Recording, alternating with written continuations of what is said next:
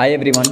आज हम लोग पढ़ने वाले हैं लेक्चर सेकंड इलेक्ट्रोकेमिस्ट्री वैद्युत रसायन का हिंदी में। ठीक है, हिंदी का लेक्चर ये पूरा का पूरा। ठीक, चल देख, इसमें कल मैंने लवण सेतु तक आप लोग को पढ़ा दिया था। ठीक, अब लवण सेतु के बाद क्या होता है, इसके बाद है तुम्हारा डेनियल सेल। क्या है? तो डेनियल सेल। अब देखो डेनियल सेल में क्या होगा, तो सबसे पहले इसको पढ़ने से पहले मुझे पढ़ना पड़ेगा, हम सबको पढ़ना पड़ेगा। क्या पढ़ना पड़ेगा? क्रियाशीलता क्रम। क्रियाशीलता क्रम। अब क्रियाशीलता क्रम आप सबको रटा होने चाहिए, एकदम याद होनी चाहिए ही चाहिए, ये सब रटा होनी चाहिए। क्रियाशीलता क्रम क्या है तुम्हारा? तो सबसे पहले आता है तुम्हारा lithium, potassium, lithium, potassium, sodium, calcium, magnesium, aluminium, zinc, iron. फिर आता है तुम्हारा Sb, Pb, PbSb। फिर आता है तुम्हारा हाइड्रोजन, फिर Cu, फिर Ag, फिर Au, फिर Pt। यह आपका सीरीज़ है। अब इस सीरीज में मैं बात करूंगा जिंक की और बात करूंगा मैं किसका? कॉपर की। अब बताओ, ये हाई रिएक्टिव है, ये उच्च क्रियाशील है, उच्च क्रियाशील, हाई रिएक्टिव या अधिक क्रियाशील बोल सकते हैं इसको, अधिक क्रियाशील। किससे? कॉपर से। ये कम क्रियाशील, ये कम क्रियाशील है। अब यहाँ पे देखो, ध्यान से बता रहा हूँ, मैं ये बात करूँगा जिंक की और कॉपर की। अब जिंक इलेक्ट्रोड जिसको बोल देंगे हम, इलेक्ट्रोड मतलब होता है छड़। इलेक्ट्रोड मतलब क्या होता है? Copper electrode. इलेक्ट्रोड मतलब होता ही क्या है? तो इलेक्ट्रोड कोई पूछे क्या होता है तो कहना छड़। कॉपर की छड़ बोल सकते हो, जिंक की छड़ बोल सकते हो।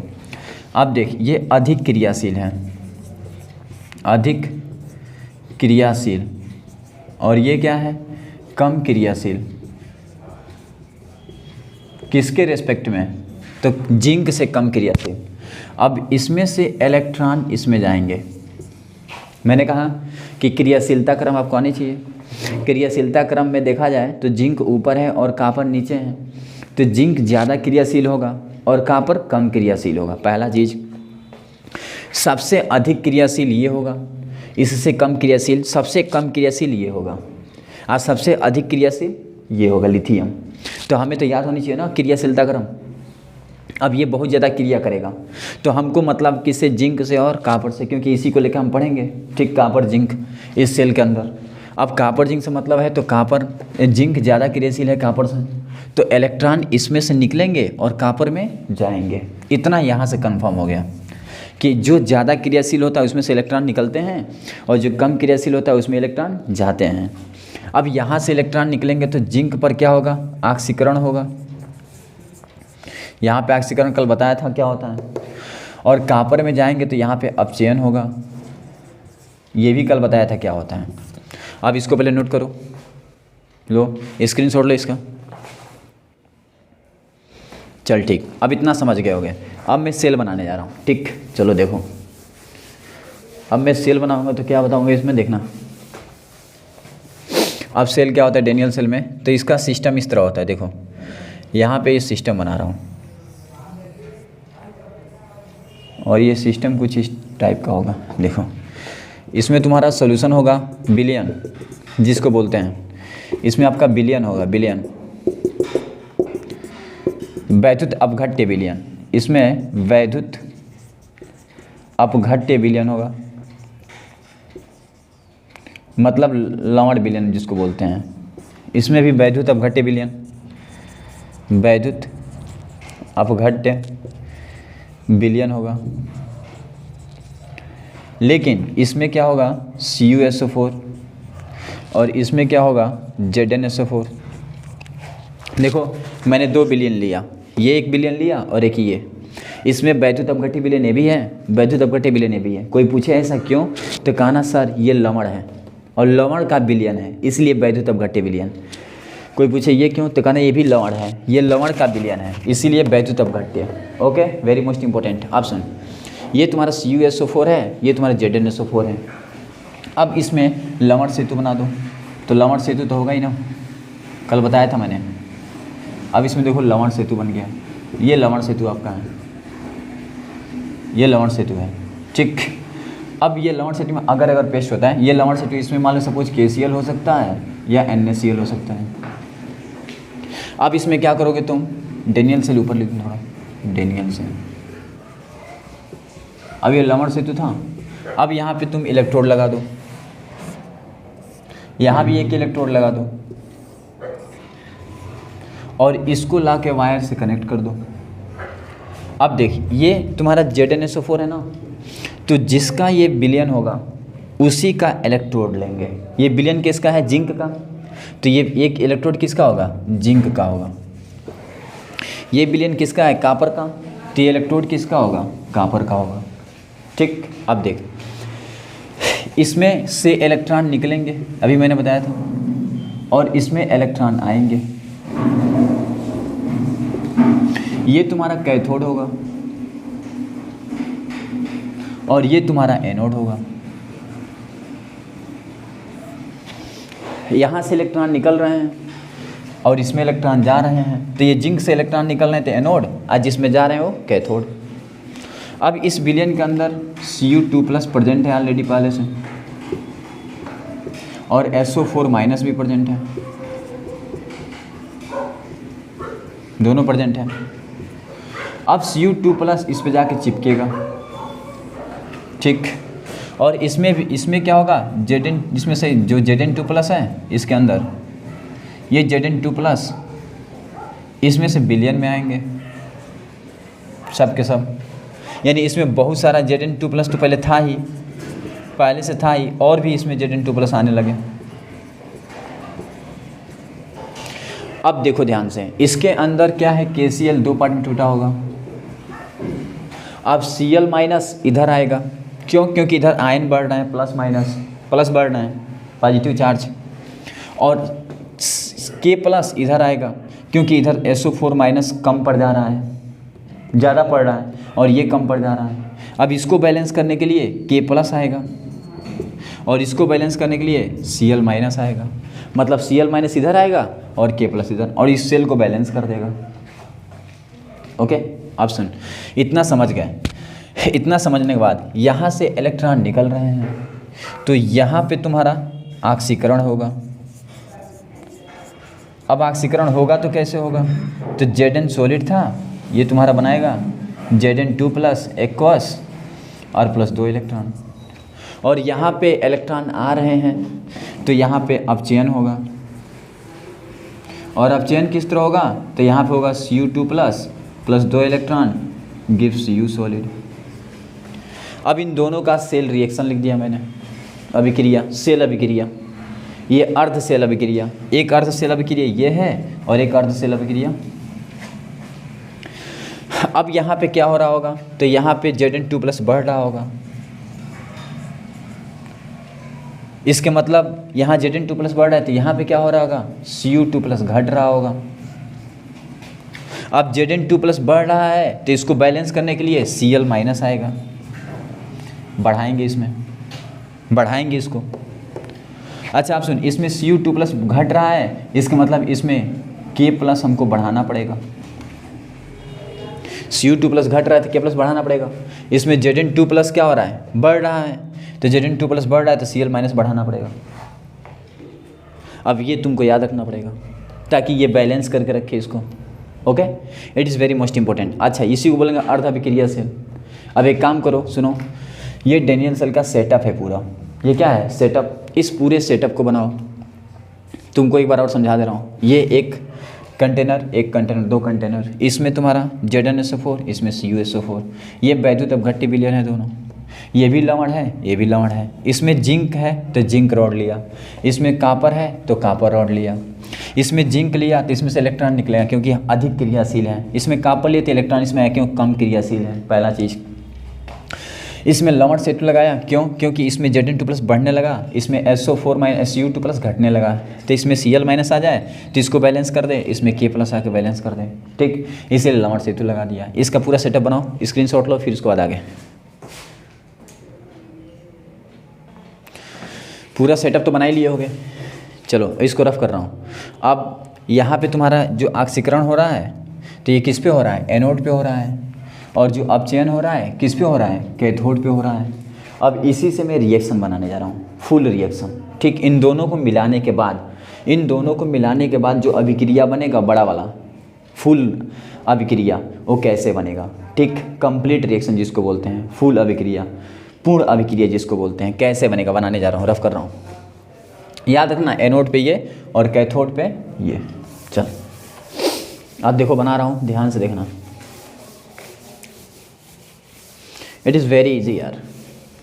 देखो अब देखो, अब इसके अंदर सबसे पहला पॉइंट एनोड पर, कहाँ, एनोड पर क्या था, तो एनोड पर जिंक था, जिंक सॉलिड था ना, zinc solid gives Zn2 plus aqueous आप प्लस जिंक प्लस 2 इलेक्ट्रॉन्स।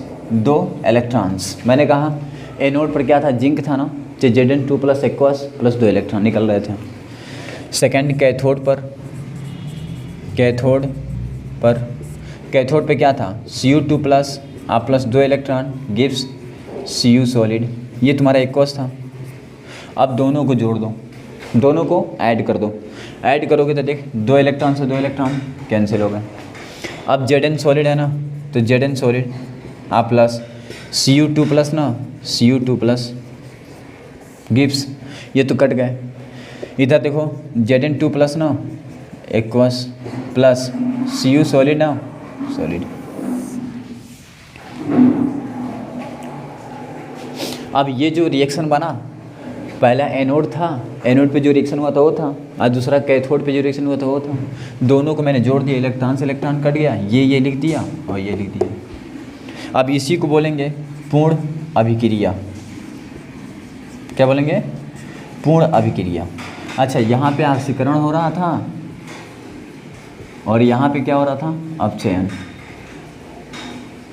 अब मैं ऑक्सीकरण अपचयन का वीडियो बना दिया। ठीक, अब इधर देखो, ये तुम्हारा क्या था, पूर्ण अभिक्रिया। अब ये जो तुम्हारा पूर्ण अभिक्रिया दिखाई दे रहा है, इस पूर्ण अभिक्रिया में हम देखेंगे तो एक चीज़ नया देखने को मिलेगा। क्या पता है, यहाँ पे जिंक है तो यहाँ पे ऑक्सीकरण संख्या 0, यहाँ पे 2 हो गया। इसका मतलब यहाँ से यहाँ की बात करूँ तो ऑक्सीकरण हो रहा है। ये देख 2 प्लस से 0 हो गया, इसका मतलब यहाँ से यहाँ तक देखूँ तो अपचयन हो रहा है। और मैं कल बताया था, जब ऑक्सीकरण अपचयन एक साथ हो तो उसे क्या बोलते हैं हम लोग, रेडॉक्स अभिक्रिया। इसका मतलब इस अभिक्रिया को पूर्ण अभिक्रिया के साथ साथ इसको रेडॉक्स अभिक्रिया भी बोलेंगे। क्या बोलेंगे, तो रेडॉक्स अभिक्रिया। मैंने कहा इस अभिक्रिया को पूर्ण अभिक्रिया के साथ साथ रेडॉक्स अभिक्रिया भी बोलेंगे।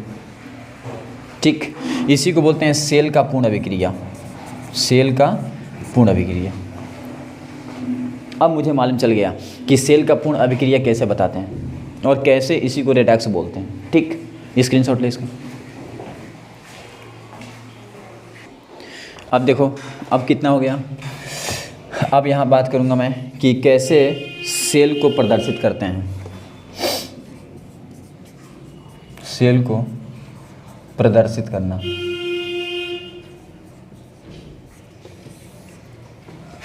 अब मैंने तुम लोगों को बताया था, अब यहाँ सेल का प्रदर्शित करना कैसे बताएंगे। देखो, सबसे पहले मैं बताया था एक होता है SP OP, SP नहीं OP, और एक होता है RP। एक OP को SOP में बदलना होता है और RP को SRP में। जब OP लिखते हैं OP, तो इस कंडीशन के लिए हम क्या लिखते हैं, E लेते हैं, और यहाँ भी E लेते हैं। यहाँ पे लिखना होता है तो E0 लेते हैं और यहाँ पे E0 लेते हैं। जब SOP को क्या बोलते हैं, मानक ऑक्सीकरण विभव। याद करो वो दिन, मानक ऑक्सीकरण विभव बोलते हैं। इसको बोलते हैं मानक अपचयन विभव बोलते हैं, और इसको बोलते हैं अपचयन विभव, केवल अपचयन विभव, और इसको बोलते हैं ऑक्सीकरण विभव, केवल ऑक्सीकरण विभव। यानी एक केवल ऑक्सीकरण विभव हुआ, एक अपचयन विभव हुआ, एक मानक ऑक्सीकरण, मानक अपचयन। अब सुन, मैंने बताया था कि जहाँ OP लिखा हो वहाँ पे लिखेंगे E Zn सॉलिड्स है, बोलो Zn ऐसे लिखते हैं, और जहाँ RP लिखा हो वहाँ पे E Cu2+ से Cu सॉलिड, ये Rp के लिए है। और जहाँ E0 SOP लिखा हो तो E0 Zn सॉलिड्स हैं, Zn एक्वस, और ROP लिखा हो SRP, इस केस में E0 Cu2+ एक्वस से Cu। अब सुनो, जब SOP SRP मतलब मानक लग गया आगे, क्या मानक, इस केस में ये तुम्हारा 0 लग जाता है। लेकिन अगर जनरल की बात करूं, ये जनरल सेल के लिए, साधारण सेल, और ये जो तुम पूरा देख रहे हो सेटअप, ये किसके लिए है, मानक, स्टैंडर्ड जिसको बोलते हैं, स्टैंडर्ड सेल के लिए। ठीक, तो इसको पहले लिख लो, सेल को प्रदर्शित करना, कैसे प्रदर्शित करते हैं। हो गया, चल नेक्स्ट। अब देखो इसके बाद इसी में क्या है,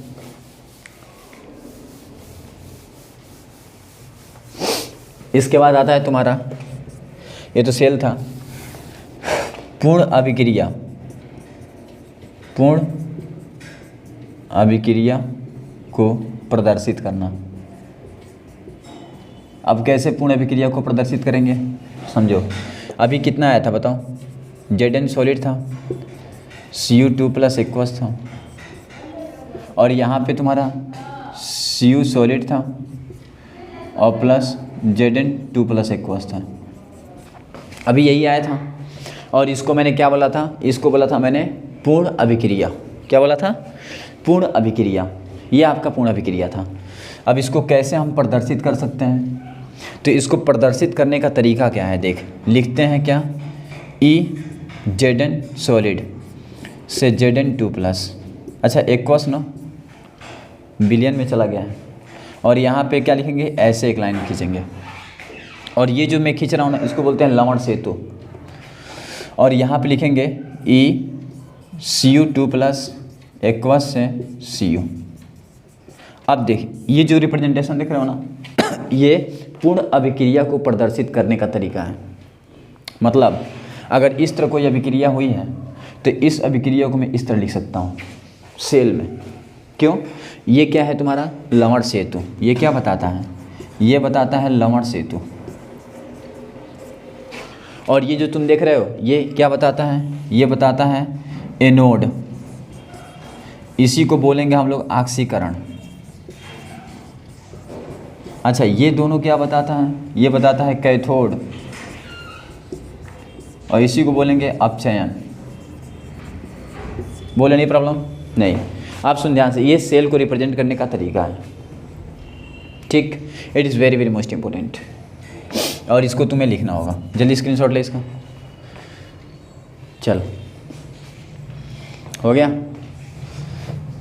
अब सुनो एक बात, जब ऐसा था तो ऐसे लिख सकते हो, तो जब ऐसे होगा तो ऐसे लिख सकते हो ना। कोई भी चीज़ क्या बोलता है, मान ले जब मैं यहाँ से वहाँ जा सकता हूँ तो वहाँ से यहाँ भी आ सकता हूँ। उसी तरह केमिस्ट्री भी, जब इस रिएक्शन से ये मैं लिख सकता हूँ तो इस तरह दिया हो तो इस तरह लिख सकता हूँ। It is very very most important, बता रहा हूँ, क्योंकि तुमको इस तरह गिवन रहेगा क्वेश्चन में। जो क्वेश्चन होगा ना बोर्ड में आएगा, उसमें इस तरह दिया रहेगा, और इस तरह से कहेगा फुल अभिक्रिया बनाओ, तो तुमको इस तरह बनाना पड़ेगा। मतलब इस तरह दिया रहेगा तो इस तरह बनाना है, और इस तरह दिया रहेगा तो इस तरह बनाना है। तो मतलब दोनों हमको करना है। अब दोनों कैसे करेंगे सिखाने जा रहा हूँ। ठीक, चल, हो गया। अब इसी में देखो, सेल रिप्रेजेंटेशन हो गया। अब यहाँ पे एक वर्ड आता है, वेरी मोस्ट इम्पोर्टेंट। अब यहाँ पे आता है तुम्हारा क्या, तो पहला चीज़ आता है, तुमको बोलते हैं सेल विभव। सेल विभव। अब सेल विभव क्या होता है, तो अभी मैंने बताया था कि जो तुम्हारा वो डाला था ना इलेक्ट्रोड, दो, यहाँ पे दो बनाया था मैंने। क्या बनाया था, कंटेनर, बर्तन, और उसमें दो इलेक्ट्रोड डाला था। क्या डाला था, इलेक्ट्रोड। और जो दोनों इलेक्ट्रोड था वो दोनों एक दूसरे से जुड़े थे, तो इलेक्ट्रॉन एक से निकल रहा था, एक में जा रहा था। अभी पढ़ाया था मैंने, पीछे पढ़ लेना है, रिवाइज कर लेना है। ठीक, अब उन दोनों इलेक्ट्रोड में विभव का चार्ज का ट्रांसफर हो रहा है एक से दूसरे के पास, तो उसमें विभवांतर उत्पन्न हो रहा है, विभव उत्पन्न हो रहा है। तो इलेक्ट्रोड विभव के कारण, इलेक्ट्रोड विभव कारण जो विभव उत्पन्न होगा, इलेक्ट्रोड विभव में अंतर के कारण जो विभव उत्पन्न होगा, इलेक्ट्रोड विभव के अंतर के कारण जो विभव उत्पन्न होगा उसे सेल विभव बोलेंगे। देखो वह लिखेंगे इलेक्ट्रोड विभव सेल में, इलेक्ट्रोड विभव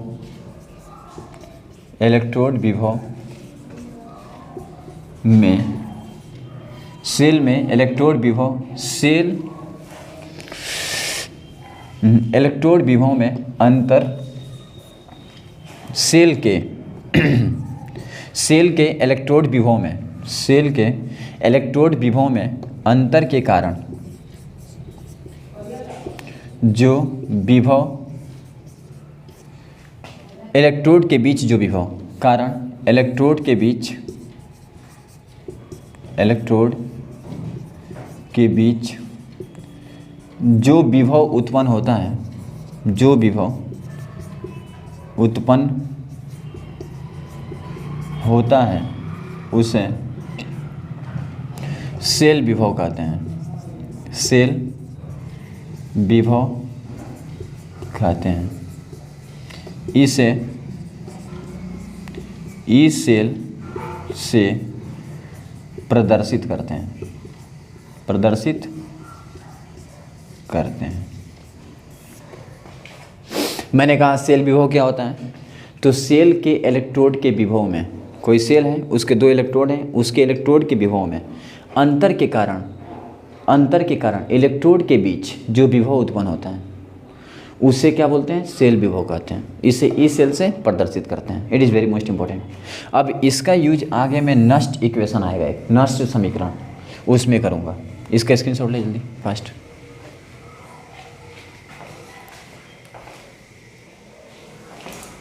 चलो ठीक। अब देखो, अब यहाँ पे आता है अभिक्रिया गुणांक। अभिक्रिया गुणांक, अभिक्रिया गुणांक क्या होता है? It is very most important. Reaction quotient इसे बोलते हैं, रिएक्शन कोसेंट।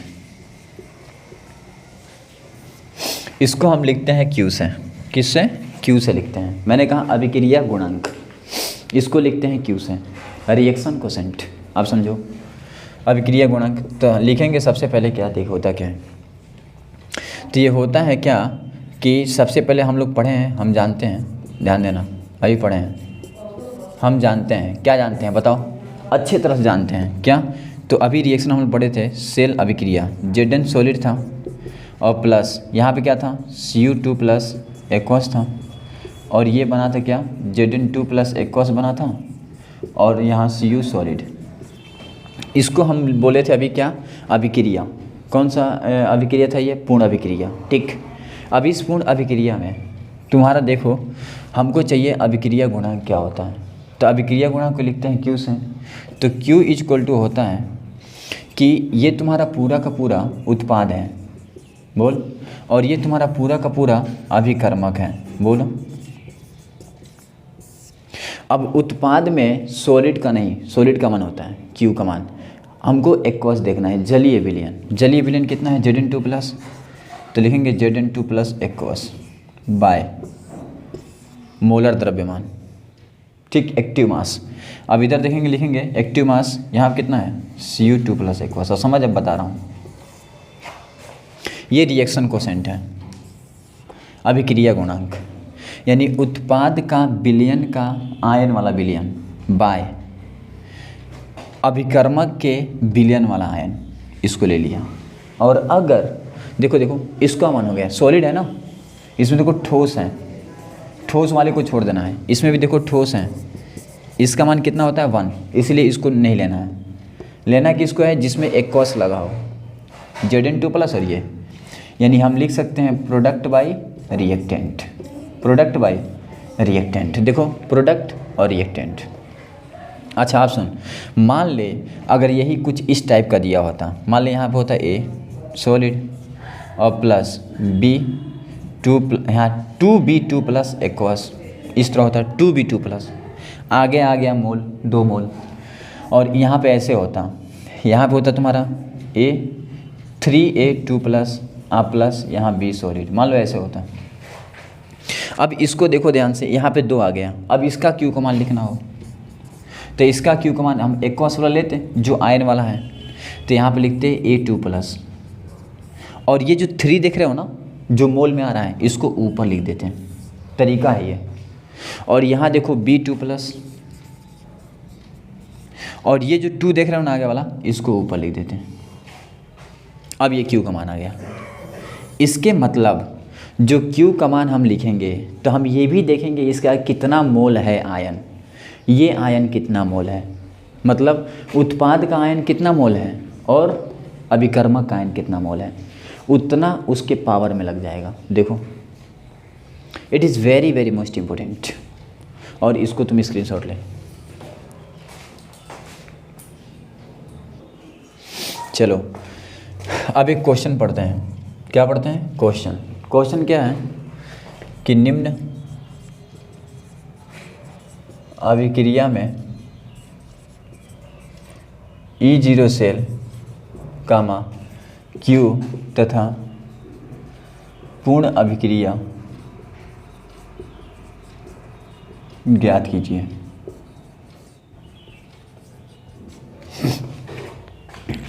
अच्छा, E0 सेल में विद्युत वाहक बल, विद्युत वाहक बल। अब ये क्वेश्चन बोर्ड का है, ठीक, इसमें दिया रहेगा। इसमें क्या दिया है? तो इसमें दिया है तुम्हारा Zn सॉलिड्स हैं Zn2 प्लस एक्वस, और यहाँ पे दिया ये लवण सेतु, और यहाँ पे Cu सॉलिड्स हैं Cu2 प्लस हैं एक्वस हैं Cu सॉलिड, ये दिया है। Zn सॉलिड से Zn2 प्लस एक्वस और Cu2 प्लस एक्वस है Cu सॉलिड, ये दिया है क्वेश्चन आपका। और इसमें ये भी दिया है, यदि Zn सॉलिड्स हैं Zn2 प्लस एक्वस, इसका मान दिया है 4 वोल्ट, और इसके नीचे दिया है 0.001 एम, और इसके नीचे दिया है 0.01 एम। ये देखो इतना मोलर और इतना मोलर, ठीक, और इसका मान इतना दिया है, और ये भी दिया है Cu सॉलिड्स हैं Cu2 प्लस एक्वस 1 वोल्ट, ठीक। ये अब इतना क्वेश्चन में तुम्हारा गिवन है, ये इसी तरह गिवन होगा और ये पूछा रहेगा। अब क्वेश्चन इसी तरह तुमको देगा और ये तुम्हारा दिया रहेगा, और ये क्वेश्चन में तुम्हारा E0 सेल Q और पूर्ण अभिक्रिया पूछा रहेगा। कैसे निकालोगे इसको? मेन पॉइंट यहाँ क्रिएट होता है कि ऐसे क्वेश्चंस को कैसे सॉल्व करेंगे। तो सबसे पहला काम होगा सॉल्व करना, लिखोगे हल, और सबसे पहले सॉल्व करोगे E0 सेल। क्या निकालोगे? E0 cell. अब E0 सेल का फार्मूला क्या होगा? तो देख, E0 सेल निकालने से पहले लिख ले, फार्मूला लिख ले। तो देख E0 सेल इक्वल टू ये जो दिया है ना, ये वाला, इसको लिखोगे Zn सॉलिड्स हैं Zn2 प्लस एक्वस, और उसके बाद से इसको लिखोगे जो दिया है प्लस करके, देखते रहना Cu2 प्लस एक्वस से Cu सॉलिड। और जो मैं सिखा रहा हूँ ऐसा ही करोगे बोर्ड में, पहले ये वाला लिखोगे, अब प्लस ये वाला लिखोगे, हो गया। अब लिखने के बाद बताओ इसका मान ऑलरेडी गिवन है ना 4 वोल्ट, तो लिखोगे 4 वोल्ट प्लस, लेकिन इसमें देख Cu2 प्लस है, यहाँ Cu से Cu2 प्लस है, यहाँ Cu2 प्लस से Cu है, उल्टा है ना। देखो इसको देखो और इसको देखो, दोनों उल्टा है ना। अब इसको तुम सीधा करोगे, जब सीधा करोगे ना तो ये वैल्यू इस तरह हो जाएगा, Cu2 प्लस एक्वस से अगर Cu सॉलिड करते हो तो बस इसके आगे माइनस लग जाएगा, यानी -1 वोल्ट हो गया। यानी जब मैं उल्टा करूँगा तो ये उल्टा हो जाए, क्यों? क्योंकि SOP इक्वल टू होता है -SRP,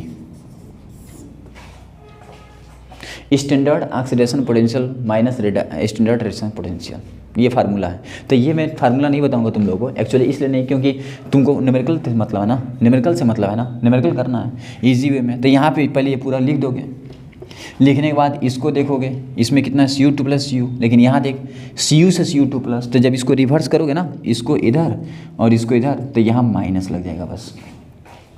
अब ये मिल गया, इस वैल्यू को लाके यहाँ पुट कर दे, पुट कर -1। अब ये 4 - 1 बताओ कितना आ गया, 3 वोल्ट। लो E0 सेल मिल गया, यानी पहला हमें मिल गया। अब ऐसे ही क्वेश्चन तुम्हारे बोर्ड में आएंगे एकदम गारंटी के साथ। अब ऐसे ही क्वेश्चंस तुम्हारे बोर्ड में आएंगे तो ऐसे ही तुमको करना होगा जिस तरह मैं कर रहा हूँ। बहुत आसान है। मैंने क्या किया, तो ये दिया था, इसको मैं लिखा, E0 सेल का फार्मूला मैंने इसको लिखा और इसका मान मुझे गिवन था ऑलरेडी, लेकिन इसका मान देखो उल्टा था, तो इसको उल्टा किया तो ये माइनस हो गया, माइनस रख दिया, आ गया। चल ठीक, स्क्रीनशॉट ले इसका। अब मैं क्यों बताना है, चल रख कर रहा हूँ। अब देख क्यों बताना है, तो क्यों कैसे बताएंगे, तो इसको बताने से पहले ये लिखना पड़ेगा। तो अभी मैंने तुम लोगों को बताया था, तो सबसे पहले सेकंड पूर्ण अभिक्रिया मुझे चाहिए, पूर्ण अभिक्रिया।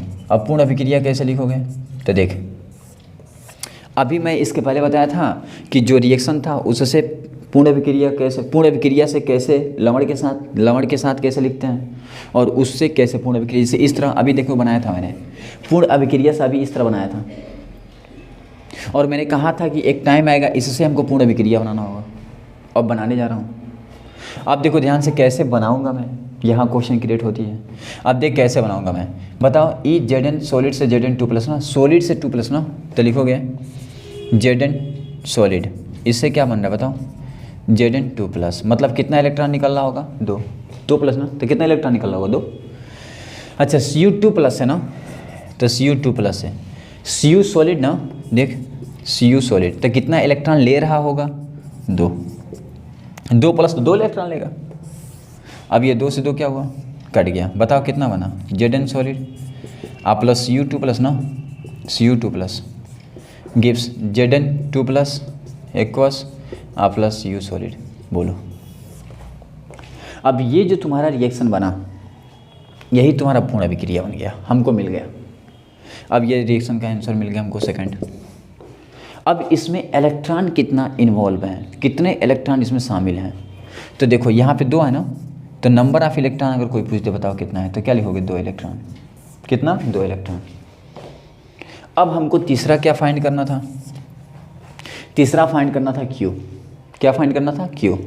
तो पहले इसका स्क्रीनशॉट ले, Q बताता हूँ, ले चुके हो, चल ठीक है। ऑप्शन Q क्या होगा तुम्हारा, Q = बताओ पहले प्रोडक्ट ना, तो प्रोडक्ट में कितना है, Zn2+ इक्वल्स अब बाय, अब रिएक्टेंट ना, बताओ कितना है, Cu2+ इक्वल्स, यही है ना। अब सुनो, इसका मान ऑलरेडी मुझे पता है 0.001, देखो यानी इसका यूज कहाँ करेंगे, कोसेंट में, और इसका भी मान मुझे पता है। अब दोनों का मान यहाँ पुट कर दो, जब पुट करोगे तो कितना होगा बताओ, 0.001 बाय 0.01।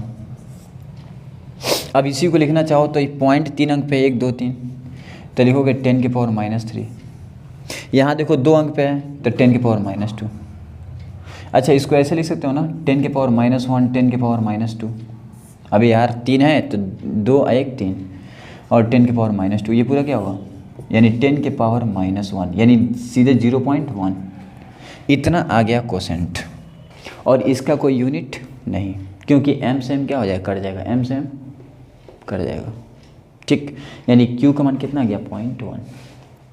अब इस तरह के क्वेश्चन तेरे बोर्ड में आएंगे, और इस तरह के क्वेश्चन मैं करा दूंगा, ठीक है, 6-7 क्वेश्चन, ठीक। एनी प्रॉब्लम नहीं, तो इसका स्क्रीनशॉट लो अच्छे से।